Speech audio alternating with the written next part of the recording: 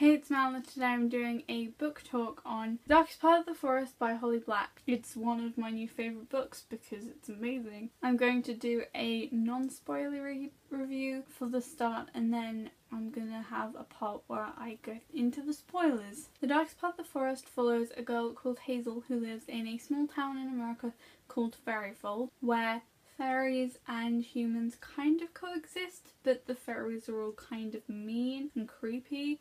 So not really, but magic is known and is common throughout the civilization, but not like everywhere, so there are still loads of tourists because of the magic and stuff, and there are lots of people who don't believe that it's a real thing. In the forest in Fairfold, there's a coffin made of glass, and in the coffin is a horned boy. Whenever someone has tried to break the glass to wake the sleeping boy, it's always resulted in that person being injured in some way, and all of the high school parties are thrown around the area that the coffin is in, so they dance on it and stuff. Hazel and her brother Ben have often dreamed of being friends or more than friends with the horned boy, and they've drawn him and made stories based around him since they were very young. They nicknamed him their prince. The magical creatures and fairies are called the folk, and they're normally more troublesome than they are good. Along with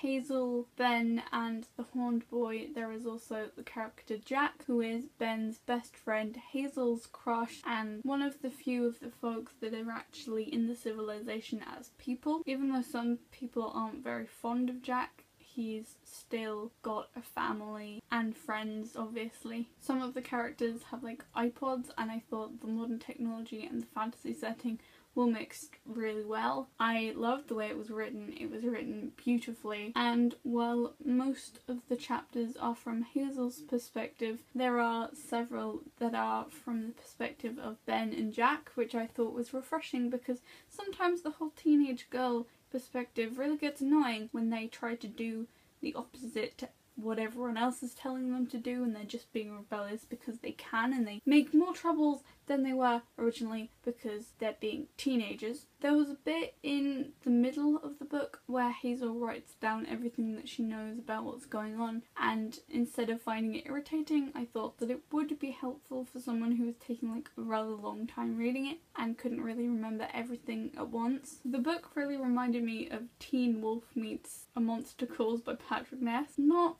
that the fantasy book has wolves, and it just reminded me of that with the Beacon Hills and the school in Fairfold and the modern setting, and I thought that the events that happened before the book started were included in the book very well and not like all at once, that they were more fleshed out, and I thought the fairies were really creepy, but that's basically all I can tell you without giving away any spoilers. So if you have read the book or don't care about spoilers at all, then you can keep watching, but if not, you should probably stop now. So the first thing that I have to say about the book with spoilers is Severin. Just Severin though. He was really creepy and he reminded me of the vampire from The Coldest Girl in Coldtown, but then he got better as it went along, and then I ended up really liking him, and just him and Ben, that was the cutest thing ever because he was all like, I love you, and then Ben was all like,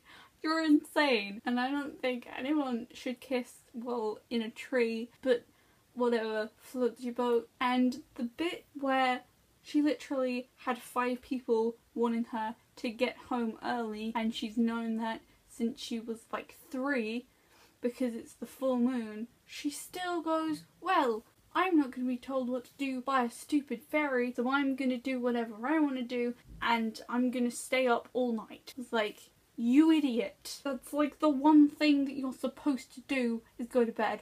And what are you doing? Not going to bed. Brilliant. And the bit where she goes with Jack to the fairyland thing, and she lists all of the rules that she has to follow, and then managed to immediately break every single one of them. How do you even mess up that badly? And I actually didn't hate when Hazel was with Jack, which is kind of surprising because romance does not do well with me, but I didn't hate it, and I still don't know why Hazel left Jack in her room and just started crying for no reason because I don't understand. And I really didn't like the bit where Ben breaks his own hand because that's horrible. It's like, to thank you for making a painting of me, I am going to destroy your child's life before he even has a chance. So he's going to hurt himself and then just be sad forever. Well, not forever because we know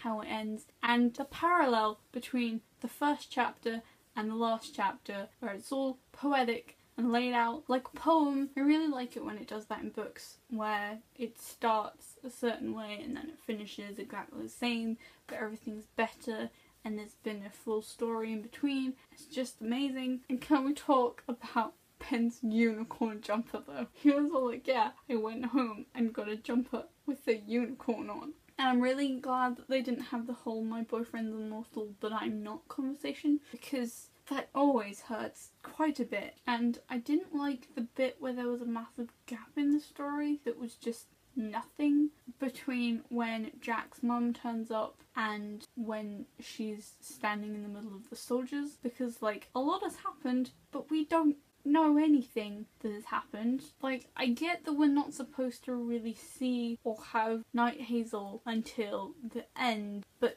why couldn't you just do a different perspective? And the thing about her not sleeping was just really weird, because she would die like immediately, because that's what happens if you never sleep. Other than those things, I really like the book though, other than the whole sleeping and rule breaking and being rebellious thing. And it really felt like Cold Skull and Cold Town, even though they're completely separate books. I think someone else compared it to Teen Wolf 2 though, so I don't think I'm alone on that. When Severin started going on about how he had listened to Ben, I was all like, well, this has to be fake and he has to be evil. But then he wasn't, and he was being sincere, because I didn't think that was going to happen. I thought that they may get together, but I thought it was more likely that Severin was just using Ben. I think having the perspective of Severin would have been cool, but can't have everything now, can we? So that's all of my thoughts on The Darkest Part of the Forest by Holly Black. I hope you enjoyed the video. Bye!